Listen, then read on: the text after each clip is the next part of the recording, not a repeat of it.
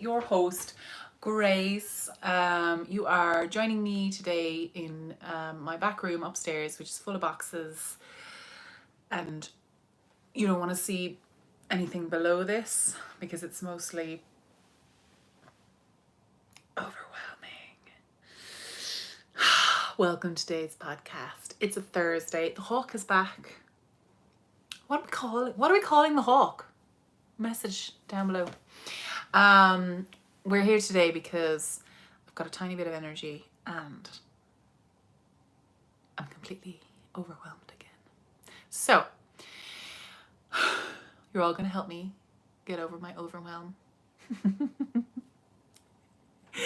I just popped onto Instagram just to kind of warm myself up a little bit, and it was nice. It's nice to kind of just chat to people and kind of figure out where I am, what I want to talk about, what we want to. And I was thinking about a few things and I was like, do you know what? I'm just a bit like up to here with all this stuff. So mostly because if you've seen my podcast from a couple of weeks ago where I showed you all my knitting whips, I didn't include my weaving or spinning whips, by the way. We're just not going to talk about those.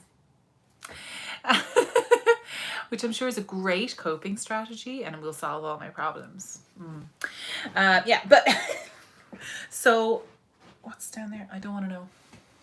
Don't know. So my number one thing to do when feeling absolutely out of control, when you've got too much on your plate, is just like stopping and breathing. But recognizing that I've got too much on my plate and I've got a lot to do is actually the hardest part, I think. What do you think? Because like I'll just tip away doing bits and bobs, and then suddenly it's like, oh my god, I've got lots of really urgent bits and bobs. They're not bits and bobs anymore, they're, holy god, I have to get this done or real consequences will happen. And then that's often when I'm in a meltdown. James would be like, okay, just sit and just breathe. And I'm like, oh, so the first step is realizing that you're kind of spiraling a tiny bit and to just stop and breathe. So that's nice. Okay, excellent. Now we've got oxygen in our lungs and a little bit of space and time. The next thing is to count. I like to do a count. Now, a count can be a list. It can be pulling out all the things that are stressing me out and looking at them, literally like listing them in order of importance. And I bought this stunning journal for this year, 2022. It's the Magic of I journal, which is so pretty. Look at the shine on it. But it's an astrology journal, and I was never really kind of super convinced by it, but it's so pretty. And it does I feel like what I wanted this year was to recognize the seasons more, because I really have noticed the last few years that the seasons have really affected my mood and my productivity. So coming into autumn, I would start slowing down, but like not in a nice way. I'd be kind of dreading the winter, because I do find the winter quite hard. They're very long days here in Ireland. You know, like the sun would be setting at 4 and then they'd be up at about 9:30, sometimes almost 10.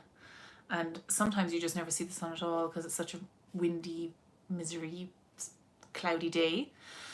So, and we wouldn't even get proper snow. There's not really like a nice snowfall or anything. It's just wet and dark for like 4 months. Now we're coming out of it now, but I think I really wanted something that was going to be really cyclical, really just making me more aware of the year as it passes, and the astrological science as well, because honestly I do believe the full moon drives people crazy. So it's actually really nice to be prepared for it rather than coming upon you and getting completely overwhelmed, which is exactly what happened to me yesterday during the full moon. I think. Wait, let me just check. It was a full moon, wasn't it? 100%. Oh, No, it was a full moon on Tuesday. Wednesday was my crazy day. But look, around the full moon. If I was a werewolf, I'd be still changing yesterday. I don't know anything about that. But yeah, so I've been using this journal as this is just a sticker I put on. So as a little listicle, and it's also got lovely spaces for like intentions. So you've got new moon intentions and full moon illuminations. So you've got, in the new moon, you're supposed to think about new beginnings and planting seeds. It's for dreaming and manifesting. And then the full moon is about like the peak of all the planning you've been doing, the fruition, letting go. You're kind of at the peak of it and now you're on the way down. Like as if you're climbing a mountain, right? So you've got your, okay, I can see where I'm going. That's my plan. I'm going to get up that way. And then at the peak, then you're down and you're like, right, I'm here. Beautiful, wonderful. And I can breathe and I can come down off the mountain again. When I was younger, not anymore because of my knees, but when I was younger, I used to love coming down off the mountain because it was like, yes, it was such a high because I'd done it. So that's the kind of thing that I quite like. And it just shows you, I don't know necessarily, it's lovely to have to blame something when you're having an awful day, but there's all these kind of things about how different days, what's happening up in the sky. And I'm like, oh, Mercury's in retrograde, everything's crap, nothing I can do about it. Oof. It's often true, because there's often nothing I can do about it. It's just nonsense. And when you just give up a little bit of that control to whatever, that's nice. So I don't even know if it's true, but I am enjoying it quite a lot. And these illustrations are so pretty. Wait, I was in the wrong month. Was I? I was. It was a full moon yesterday. Bam! I was not wrong. But it does make you go a little bit bing, I think, you know, because you're like, I should be somewhere. But it's a full moon in Leo, apparently, which means something. Your childish behavior, your happy child action, I think, or something. I don't know. But I'm learning a lot about it and I'm enjoying myself a lot. So this is the Magic of I journal. And there's a lot of space in there for, like, you've got daily space for your listing, right? Your accounting, your working out. And because I was using a bullet journal, but I fancied a nice, pretty one. So I've got like you've got your monthly goals and then your weekly goals. So I haven't really filled these out. So I might do that after this actually, because that sounds really nice. So, and that's what I was doing a couple of weeks ago with that was actually the new moon. Interestingly enough, I was actually doing my whips, why I stopped knitting, all these whips, back about 2 weeks ago. So, maybe a little bit more. And yeah, so that was my counting, my preparing, my, okay, this is what I've got. And it's kind of easy. It's kind of, you're looking at it all going, okay, this is making it worse. But then you start to clear, right? So you start to clear things that you don't need. You start to clear things that you don't, you know, that are kind of not important or doesn't catch your attention right now. So you start to prioritize. So you have your count and then you start to clear. It's clear the decks almost. So we were actually, it's a really nice time to be doing this actually, because we're also moving house and we're starting to pack up all of our stuff. We've lived here in this house for about 5 years, and man, do you collect so much crap when you're living in a place for 5 years. It's so many things. So we managed to pack up most of our clothes, and I was like, right, what am I going to wear for the next 6 weeks? So I really actually shopped my wardrobe that I have, and I narrowed it down to the clothes that I need in the next 6 weeks. So I've got 2 weddings coming up, so I kept out, you know, clothes and shoes for that. And then mainly it's just work clothes and relaxing clothes. I'm not going to be doing anything, not going to be going anywhere. So it's mostly pajamas, uniforms, and 2 fancy dresses. That's what I kept out. Excuse me. I'm so burpy. I put in loads of spirulina into this and I'm wondering, was that a good idea or a bad idea? Because I think I'm low on iron and that's why I had a terrible day yesterday. I fainted in work, which was super embarrassing. But anyway, so yeah, so we started to clear things, you know, because otherwise, cause I was getting a bit like, oh God. And it's at the stage now when the mortgage, I got a phone call yesterday about getting a surveyor. So a surveyor has to go out, not a surveyor, a person who assesses the price, valuer. So the valuer goes out to the house and they establish that the house is a good investment to for the banks to give me a mortgage. It is. I'm not worried about it at all, especially in today's market. It's really good value. So yeah, so it's out of my hands, which at the same time is a little bit like, oh, but I want to be doing something to move it on. So what we decided to do was to start packing early. Now, I'm hoping it's all going to come through in 6 weeks, so that's why we did the clothes. What clothes do we need in the next 6 weeks? So yeah, so James, we left out a couple of suits and a couple of jeans and things, and that's it. So we really reduced everything down. I managed to we had about 3 bags of just rubbishy kind of clothes that I'd been kind of holding on to for years, but they were really kind of fast fashiony clothes. You wouldn't be donating them at all. Like, they're wearing very thin, if you know what I mean. And so we gave them to the clothing banks. So popped some of them into that and hopefully they'll be reused as something else. And then I had a couple of really nice pieces that I was just never going to wear again. I was never going to be a size 8 again. Not that I was ever a size 8.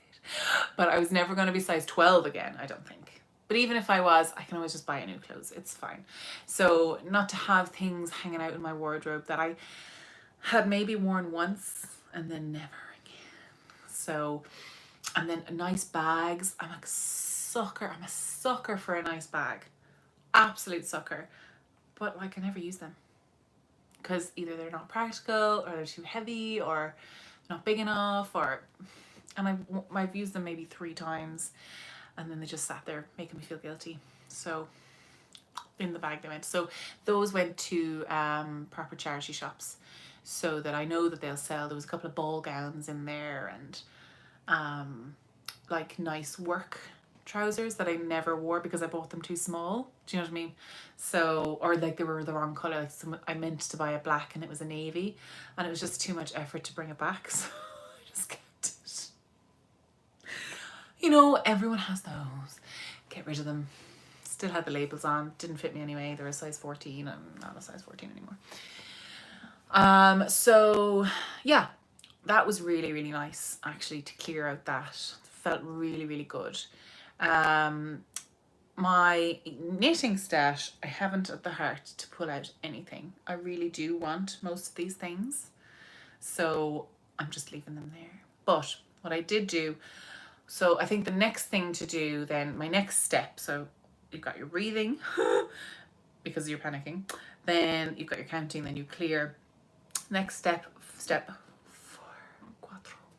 is focus on one thing at a time. And that's when I pulled out this baby. Because at my retreat there 2 weeks ago, 10 days ago, I wound up all the little balls for this. And this is living in my beautiful My Cottage number 9 bag. I think they have an update coming up. So beautiful stuff. So I wound up all my little balls. I spoke about this last week, but it's literally all the only thing I've been knitting on. And I think once I clear one thing, then I'll be down. Do you know what I mean? Then I'll be like, okay. So I finished off the socks last week. Now this is a slightly bigger project, but it's so easy. So this is my take on the habitation throw. I didn't get the pattern But I believe the pattern was free last year during the pandemic at some point. The Habitation Throw by Curious Handmade. And it's basically corner to corner knit with a few eyelets thrown in. So what I'm doing is I'm using a Sweet Georgia Party of 5 set. I'm using 2 Party of 5 sets to make the square. So the last one finished in the middle here. So this, so when I finished off the first set of Party of 5, I had this much. Beautiful, right? Really nice. I could have cast off there and had it as a little shawl. But then I actually had the exact same Party of 5. So what I did was I started decreasing when I added in the next part. Now, because I had 2 of this kind of deep cove, I think it's called deep cove color, I didn't really use all of that one, but I'm using all of the other colors to get that. So I think it's gonna be a really, really pretty baby blanket or a lap blanket or something. I love it. So I'm just tipping away really. The last time you saw me, I was at the Little Sheep, and this is the little corner of craft stitch marker. It's so cute. Look at it. A little white sheep. Lovely and light. I want to get some more, but I'm saving my pennies. I'm not used to saving my pennies. Yeah, so, and I was going to weave it in as we went, but nope, I did not. Grace of the past. Ridiculous. But I am now. I'm trying to anyway. Excuse me. Oh, cat hair everywhere. But this is literally all I'm working on, because I just wanted to kind of focus on just one thing and just have that one project that I'm tipping away at, as opposed to like doing a row on 13 projects and not getting anywhere. Do you know what I mean? Not knitting them down. So one at a time. And then the 5th step is repeat, because 100% I'm going to get overwhelmed again, like I did this morning. And I was just like, nope. A little bit of a breathe it all the way out, because otherwise all the breath is just going to get caught right up here and you get panicked. And, you know, really, does it really matter if the house is a mess? Like, as long as I've got food that's not going off and clothes that are clean for work, does it matter that they're getting dried on the radiator and I'm literally picking them up and wearing them? No. And the thing is as well, because we've got far less clothes, we will probably be, you know, cycling through them a bit more. So they'll probably be out a lot more, because, you know, for my uniforms and everything, I wash them every day. I wear a new pair every day, a new set of scrubs every day. So that's a lot of washing. I don't wash them every day. I wash them at the weekends. So I kind of I throw them straight into the wash when I get home, because I strip in the kitchen. We still do the COVID stripping in the kitchen, and then or taking them out of my bag if I changed in work, and then throwing them straight into the washing machine. And then when that's full, I'll turn it on. But it's often the end of the week that it'll actually be full. It'll be 5 uniforms or whatever. So that, my friends, is how I'm coping with complete overwhelm. I don't know if it's good, but it's happening and it's working out okay for me. What do you think? I'm just gonna pop back and see if there's anything in the chat. Natalia asks, oh, she would love to see more of my spinning. Me too, my love, me too.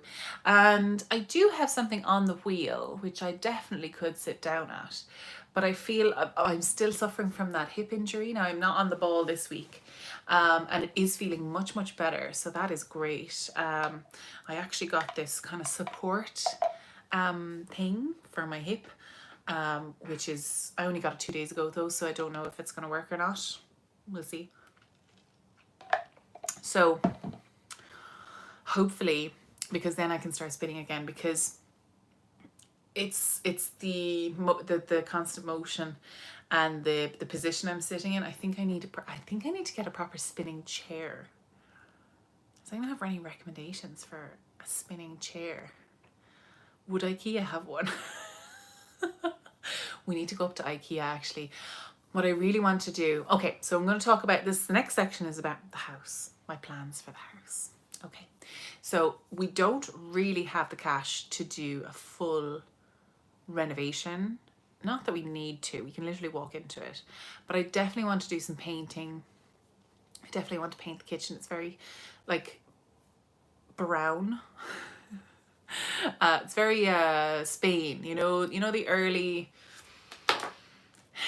the early 90s, early 2000s vibe of like, oh yeah, we go to Spain every year, it's our favorite holiday, and then we come home and we paint everything brown and orange and reds, deep reds. So there's a lot of that's going on in this house. So there's a lot of like dark colors in the kitchen. I really want to lighten it up. So I want to paint the tiles on the kitchen, the backsplash. It's like a really dark mahogany, like red. So I definitely want to paint those, because you can do that. I've seen on TikTok. Has anyone done that? And I'm definitely going to paint the kitchen cupboards as well. But I'm not going to redo the whole kitchen. Not eventually we will, but for the minute, I think a paint job will be fine. But what I really want to do in the sitting room is paint one of the walls like a deep navy. I know it's super trendy. I know it's going to be out of fashion in like 10 minutes, but I just love that deep navy. And our couch is very brown. We can't really afford to get a new couch, mainly because the cats are just going to destroy anything new anyway, so there's no point. And it's a fine couch, it's absolutely fine. So I'm going to do a little bit of a patch job on the leather because the cats have kind of ruined the corners of it. But I think a navy wall would really make it would brighten it up a little bit, so it's not such a deep, I don't know, we'll see. But I really want to do paneling as well. I want to do is it called wainscoting or paneling, or I don't know. I'm literally just gonna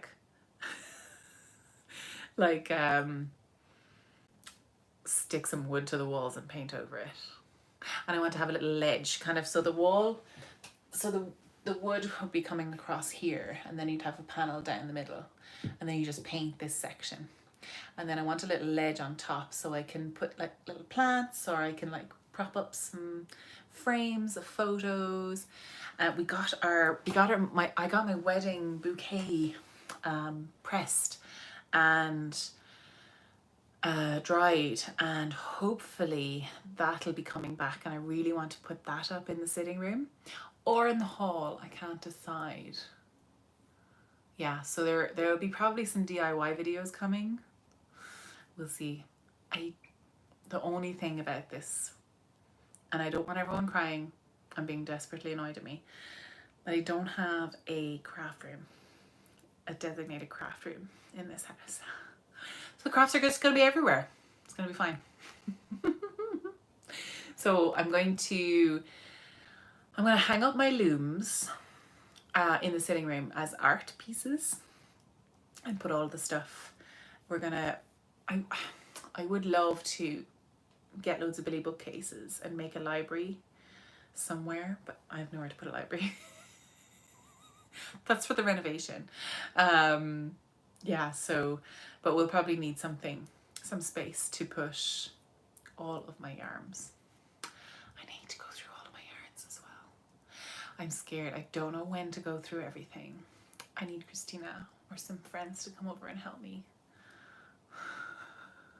Any volunteers to come and help me? I'm scared. And then my spinning wheel is definitely going to be in the kitchen by the fire. I'm going to get a nice rocking chair, or a nice, some sort of chair, and have the spinning wheel by the fire. And I was thinking, the spinning wheel in the kitchen, it had like, so the dining room is in the kitchen, like it's all one big piece. So I was thinking of somehow putting my sewing machine kind of into a little press on the end of the kitchen, and then I'll be able to take it out and put it straight onto the kitchen table. And that'd be nice, I think. We'll see. I don't know. I was thinking, no, there's no real other space to eat. There's no other dining room space. I need to get out there. Oh God, I can't wait to get in. So yeah, I was gonna put my spinning and my sewing in the kitchen, and then my weaving and my knitting stuff in the sitting room. Yeah, and then I'll just park wherever I am, because honestly, I've got a craft room. It has been closed and scary for the last 2 years, because what do you do with a craft room? You fill it up with shite. You do. You end up filling it up with crap, and then you just close the door and you pretend it doesn't exist. And then all the projects you thought you had vanish into the mists of time until you come and decide, I'm going to look at all my whips. That'll be a great podcast. And then it all comes back.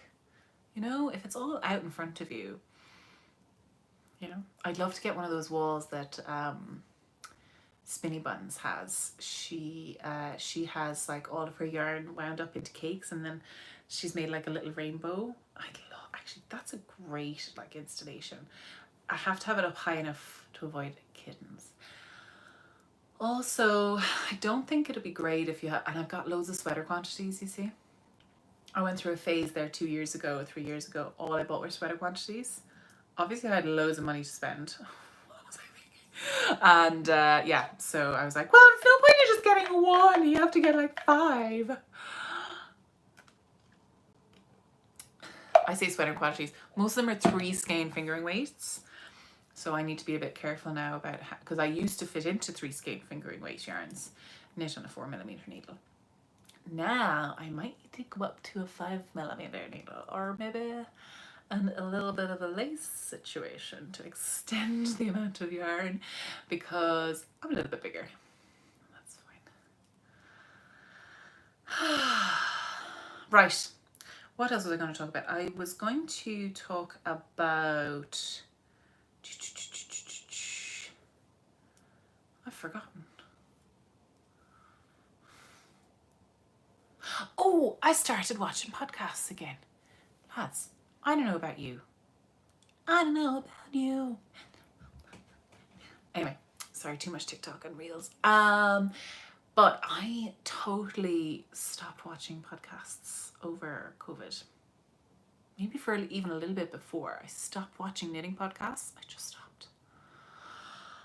But this week, and last weekend and this week, I started watching them again, and oh my God, it's so nice. And I'm noticing some people are back. So the Dunklegrun podcast, Anna, she's back. I haven't watched hers yet. I need to watch it tonight. The Dunklegrun podcast, she's a fabulous, I'll just write these down so I can put them in the down bar so you can catch up with them as well if you know them or don't know them. She's a gorgeous, gorgeous girl. Is she German? Swiss? I don't know. Austrian? Austria? I can't remember, but she's gorgeous. And she makes such beautiful, beautiful things. And she's such a wide-ranging interest level in like spinning, in dyeing, natural dyeing, in knitting. Even in like she took this course on computer design on how to make a repeatable pattern for fabric. Love it. Yeah, she's just one of these fascinating minds who is so creative. I love her. Yeah, so then who else did I watch? I watched the Bakery Bears. I haven't watched the Bakery Bears in so long. Oh my God, they're exactly the same. I love them so much. They're very long podcasts. They're about 2 hours long. They're so sweet. And And the thing I love about them is that Kay is incredibly detailed in her process, in mistake, and like both of them actually, Kay and Dan, they're very they're really good at explaining how they got on with the projects. So they're really honest about the design, honest about the patterns, honest about the challenges, and then super like honest about their feelings about it as well, like if they were having difficulty or if they didn't, you know. So I really, really, really, really, really enjoyed watching them again. You do have to have time to watch them though. And they started doing a Hadrian's Wall episode as well, and I remember them talking about it years ago during the Hadrian's Wall, and they finally got around to doing it, so that's really exciting. I didn't watch it all the way through, I have to say, because I had to get up and do something. But I'll have to sit down again and do it. And then who else did I watch? I've been watching Stitching the High Notes with Joanna for a few weeks now, because I kind of chat away about books. That's another thing I have to talk about, books. Remind me, okay. And Joanna's lovely. They're like studio vlogs, and she does them every Sunday, and she just has a lovely atmosphere around her, really calming and silly sometimes, and oh, she's just a gorgeous person. And oh yes, Mina's pregnant. Yes, she is. So cute. Has she told everyone what it is? She's told me. I know. Yeah, that's, oh, it's so, I'm so happy for her. And little Layla's gonna have a little baby. She's gonna be a big sister. It's gonna be so cute. Yeah, sorry, you distracted me there for a second. Congrats, Nina. But who else have I, and Gabby Gale, Plies and Hellhounds as well. Oh girl, yes. Good, okay, she told people, because I was like, don't spill it, because I know she was doing like the poll on Instagram about what people thought it was going to be, and it was kind of split halfway, boy or girl. Everyone around me is having boys. Every sinner out there is having boys, all in my family anyway. I've got like 3 cousins who are currently pregnant with boys, and I'm like, come on girls, where are you? Anyway, what can you do? Not much about it. You can't do anything about it. No, whatever it is. It's great. It's so, I'm so happy for her. Yeah, that's fab. Oh yeah, sorry, I mentioned Plies and Hellhounds. I love her. She gives me very strong Bernadette Banner vibes. If anyone watches Bernadette Banner, she's like a classical, what would you call her? She's kind of like a costume designer, but like historical costume. Yeah, so, but anyway, Gabby gives me big, gothic, gorgeous, librarian, witchy vibes. Like running into an enchanted forest with a sword. The vibes, you know? I love it. I love it so much. So, yeah. Yes. Abby Cox. Do I know her? I know Morgan. Is it Morgan Donner? No. Bernadette. Hi from North Dakota. How are you? Yeah, I love those kind of making clothes videos. I really want to get into making clothes this year. I really do. Morgan Donner, that's her. With the hair. I started doing the hair plait thing, and then she cut hers all off, and I was like, oh, okay. Oh, but she had long hair for so long. I bet it's so refreshing to just cut it all off too. Yeah, there's some fabulous people to watch as well, actually, if anyone wants something really relaxing and lovely and really methodical. There's something nice and ASMR about like cutting fabric. That's nice sound. But yeah, there's a fabulous Instagram actually called Whitewater Dress, and it's a Russian account, I think, but they have like videos of making a dress, and it's often like totally ridiculous high fashion ball gown or wedding gown, or sometimes they're horrendous, but they're fascinating to watch make. Like it's all made by hand, and she like cuts out all of the lace motifs and places them and hand stitches. Oh, so nice. So I think I'm just terrified of clothing. I'm terrified of cutting fabric. I love the sound of someone else cutting fabric, but like my fabric that's not for quilting, terrifying. Terrifying. Quilting, you can kind of faff around. You know, you'd be like, oh, grand, I can make that work later. I'll square them all off or something. But like, yeah, clothes. What if you just cut the wrong size and you don't have any more fabric? What happens then? You just make it for someone smaller? Huh? Scary. You can't just rip out the knitting, you know? Uh-oh, SpaghettiOs. That's bad. I think I'm gonna have to go and fix this because apparently I've missed 2 whole stitches. How did I even do that? Ah, panic! Nope. Let's just do some breathing. We're good. Okay, I'm gonna go count my stitches and then fix this problem. Guys, thank you so much for joining me. Hopefully I'll be able to get on again next week sometime, and we'll see if I've managed to finish the square of this wonderful project. If you have any questions, leave them down below in the comments. And yeah, oh yeah, we still have to name the hawk, everyone. Hannah the hawk, Harriet the hawk. Don't know if it's a girl or a boy. Don't think it matters.